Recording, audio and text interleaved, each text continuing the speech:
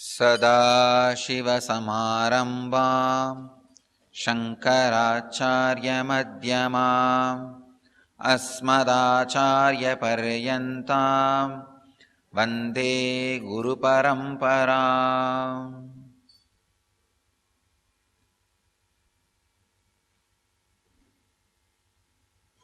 I welcome you all with my love and respects.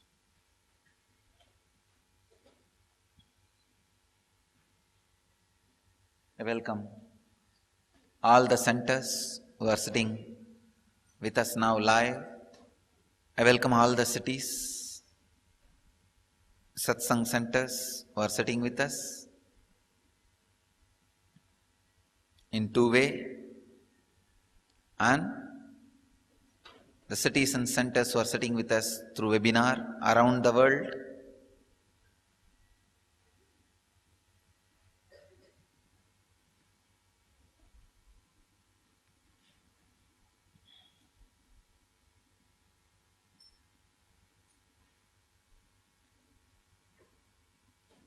Today's subject for the Satsang: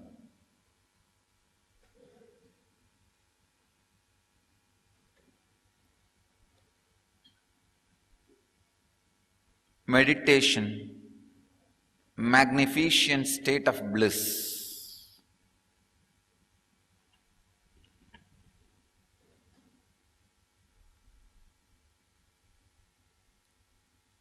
As I said, I am speaking on Vibhudipada, third chapter. Today's third chapter, second verse, and 108th Sutra of Patanjali's Yoga Sutras. Tatra pratyayeka tanata dhyanam. Tatra pratyaya eka tanata dhyanam. Swami Vivekananda translates this sutra as an unbroken flow of knowledge about that object is Dhyana. Swami Prabhavananda translates as meditation is an unbroken flow of thought towards the object of concentration. Swami Sachidananda translates as Dhyana is the continuous flow of cognition toward that object. Osho translates as Dhyaan, contemplation, is the uninterrupted flow of the mind to the object.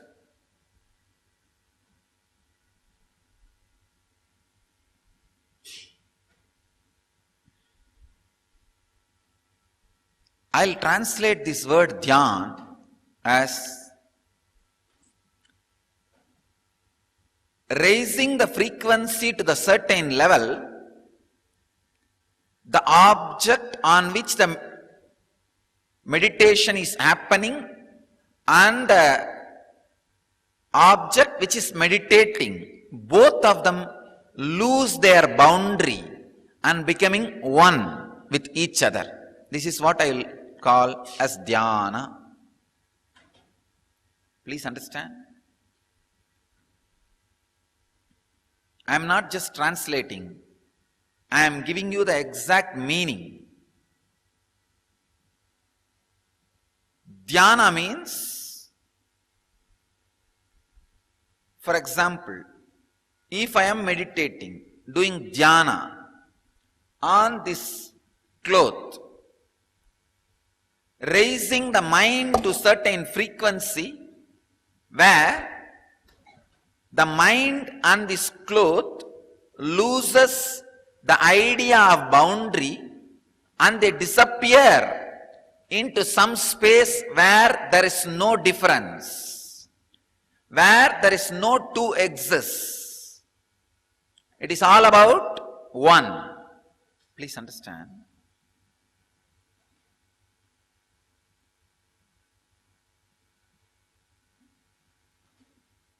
If you translate Dhyana in a very ordinary way, like a flow of the mind towards the object in uninterrupted way and all that,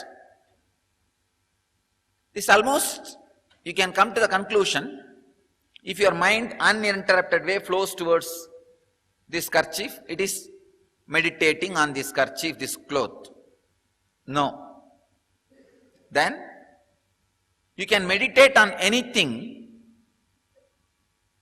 but that will not lead to enlightenment. Please understand, you becoming intensely concentrated on the kerchief is not going to lead you to enlightenment. That is not going to lead you to enlightenment. Then what is the use of meditating on this kerchief? You need to know the exact meaning of the meditation. The word Dhyana means raising your frequency, the mind's frequency, to certain level where you, means the mind, and the object on which the meditation is being done, both of them lose its boundary and become one. Means all oneness is enlightenment. Please understand. If you meditate on this kerchief, the mind loses the boundary and becomes kerchief. That is not Dhyana. Kerchief and mind both should lose their boundaries and become one.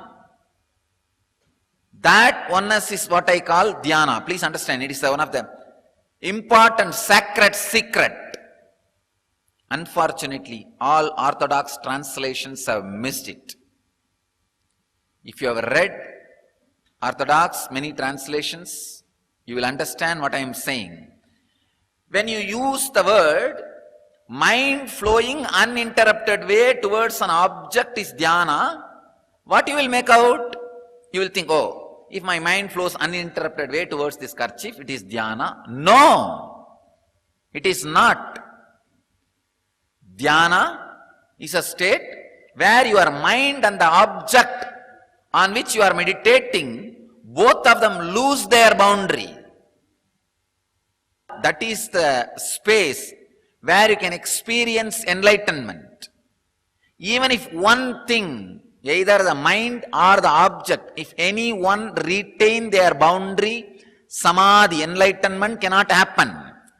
If both of them lose the boundary, whatever may be the object on which you are meditating, you are enlightened.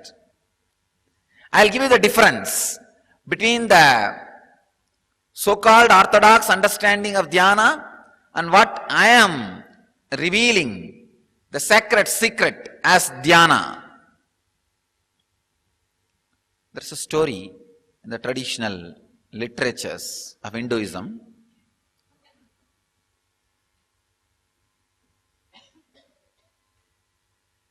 Story of Rishi, Bharata. This Rishi was supposed to be a renunciant, staying in the banks of a river.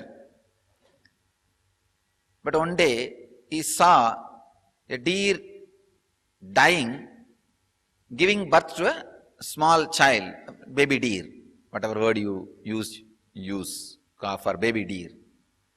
And this guy got very much attached to that baby deer. And he started taking care, because no mother, he started taking care. Slowly, the attachment grew so much. At the time of death, this Bharata was continuously thinking of the deer, worried about the deer, so attached to the deer, he died and took birth as a deer and came back to live with the deer. This is what will happen if you understand the word meditation or Dhyaan in so-called old way. What happened here? The uninterrupted flow of a mind of Bharata towards one object has happened. But finally, what is the result of that? He has to take the birth of deer and come back to live with the deer. No, that is not Dhyana. That is not meditation. Meditation means where the mind which is meditating and the object on which the meditation is done, both lose its boundary.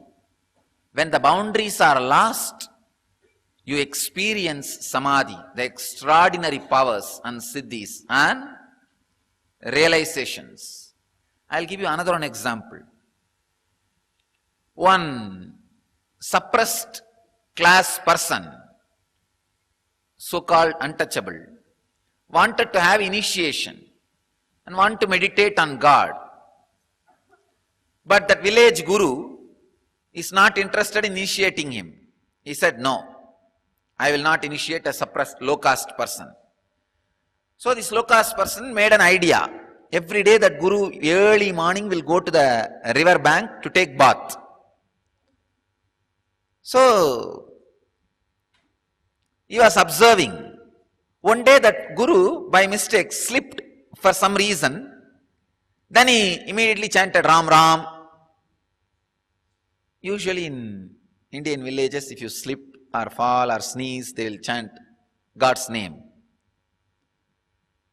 So this guy thought, yes, this is a nice idea. I'll go and lie down in the steps of the river early morning. So naturally this guru, in the early morning darkness, he will not see me and he will step on me and he will chant the name Ram Ram. So I'll take his feet touching my head as an initiation and word he utters as a mantra. So he goes and lies down with this plan. But naturally that guru is not an enlightened guy. He did not chant that Ram Ram last time with awareness. So many people were around him, so he chanted Ram Ram. Now early morning, darkness, nobody is there. He was all alone coming to the river to take bath. Plan almost worked out. That guy really put the foot on this low caste person's head, slipped, but unconsciously he shouted, "Buffalo! You buffalo, what are you doing here?" He shouted. So anyhow, the disciple cannot say, no, please change the word and give me the Ram name, Ram Ram. No. The disciple was a courageous guy, intelligent guy.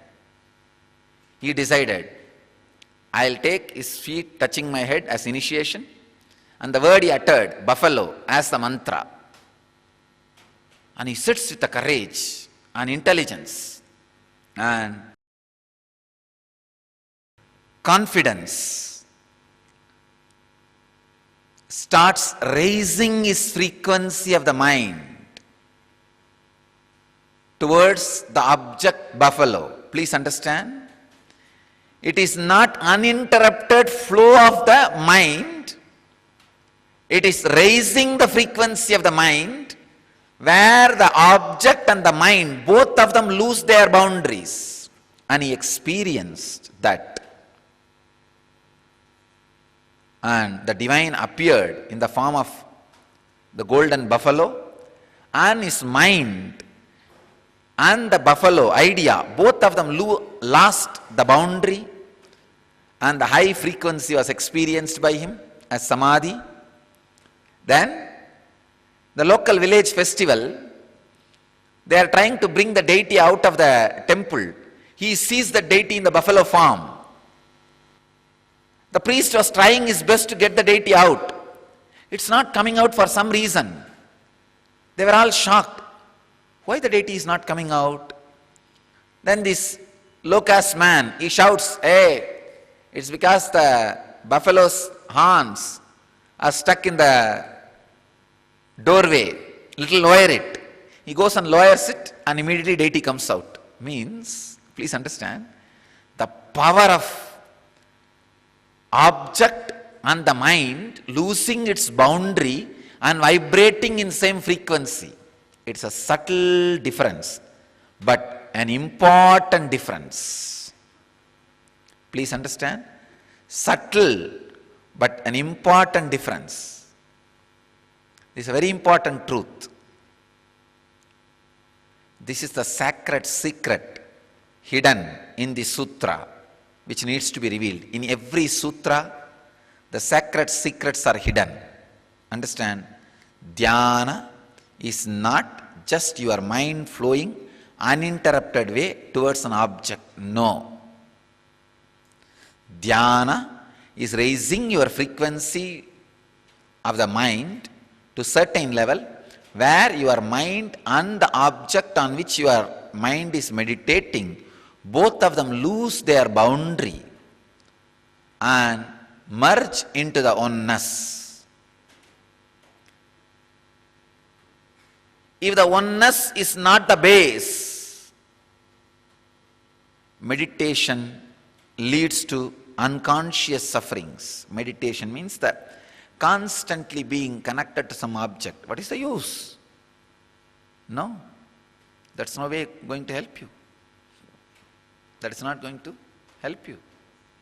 So,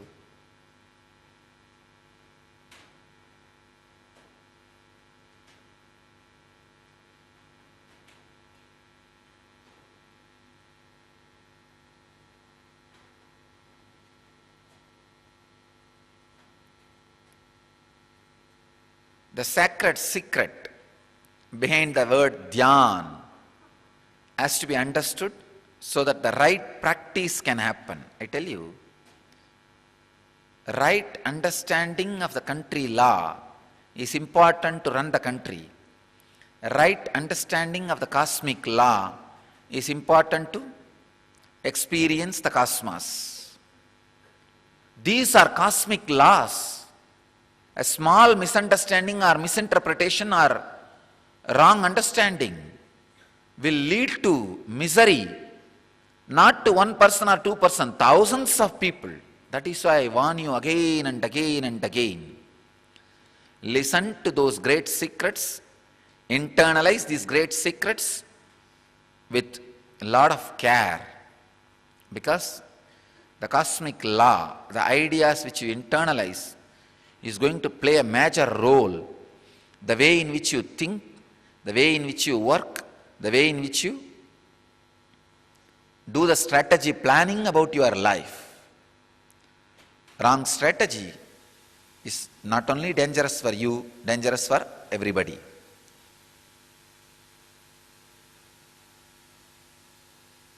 Let us enter into the technical terms of the sutra. Tatra pratyaya eka tanata dhyanam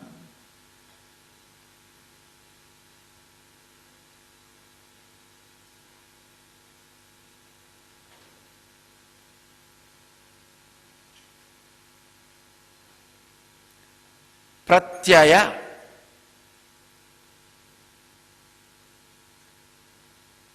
The word pratyaya can be translated as cognition, awareness principle, awareness perceiving, different words. I'll translate that word pratyaya as raising the frequency to the level where the object and the mind, which is meditating, both of them lose its independent boundaries.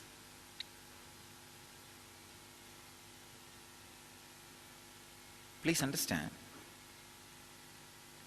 If you think Dhyana is concentrating on one object, you will get into a lot of disturbances, lot of problems. Many of the Western psychotherapists who started working on the inner space consciousness, including this positive thinking and all, got into a lot of problems. I have seen these people who teach positive thinking, stop worrying, start living, this kind of ideas. And if you see their personal life, they are filled with depression. Because now they have one more worry, how to stop worrying.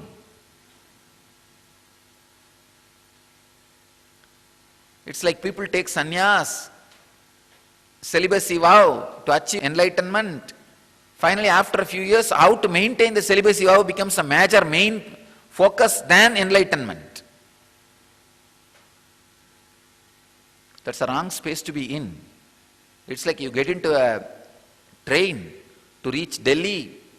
By the time you get so attached to the train and you brag about your train so much to the whole world, now the whole priority and everything to become how to be inside the train, not to reach the Delhi. Then you decide, whether train goes to Delhi or this side, that side, I'll sit in the train itself. And we will have to do something to be in the train forever. Because to the whole world I declared and claimed this is my train and all these things. Now you yourself will fix somebody to stop the train and break the railway track so that the train does not reach Delhi. You are there in the train all the time. This is what I call perversion. Please understand. I have seen people getting perverted in the name of Dhyaan. That's the most sad part. Most sad part. The purpose is lost. It's really sad. I have seen these people in the name of Dhyaan, all kinds of foolish ideas being taught. Understand, flowing towards certain object can never be called as Dhyaan. That can lead to more and more irritation, agitation, suffering, restlessness. Raising your frequency where your mind and the object loses its boundaries is Dhyaan. That is Dhyaan.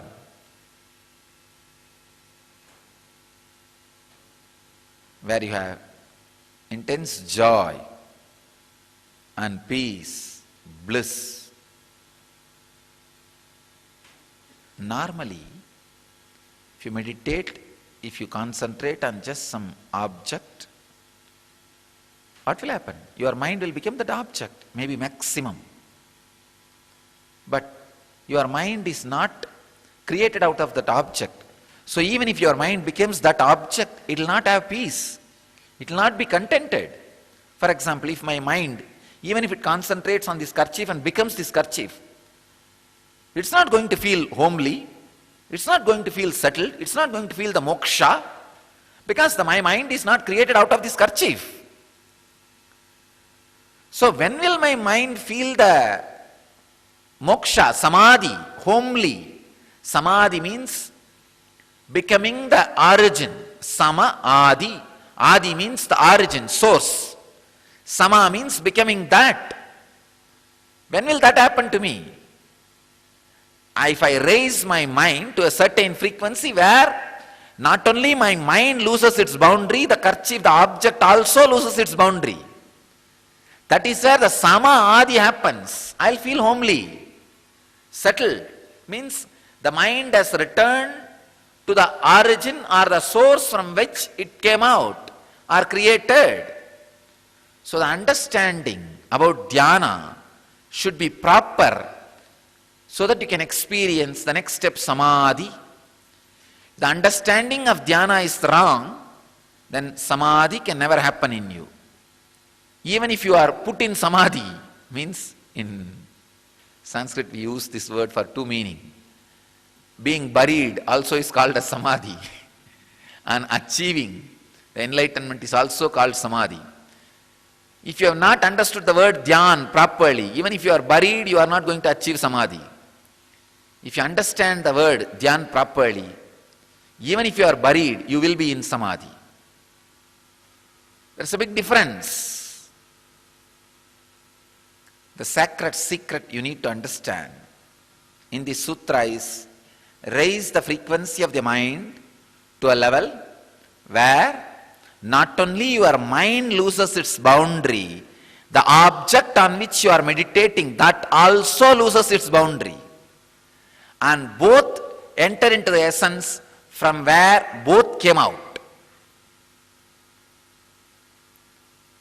Dhyana is raising the mind to a level where my mind and the object, kerchief, on which the meditation is happening, both of them lose the boundary and become one with the frequency from where both came out.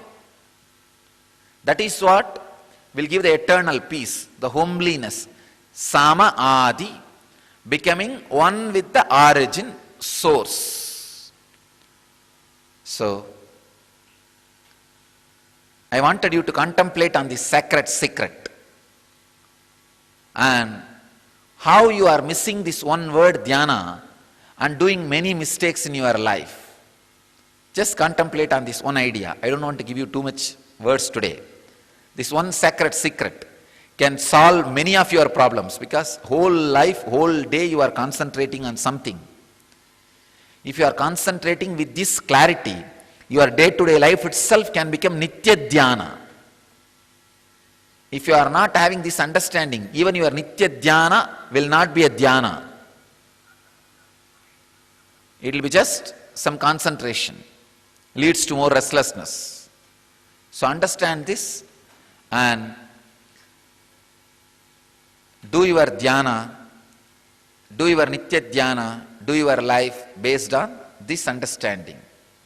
I request you all to have this understanding in your Dhyana, and I bless you all to achieve, live, experience, express, radiate and share the eternal bliss. Nithyananda.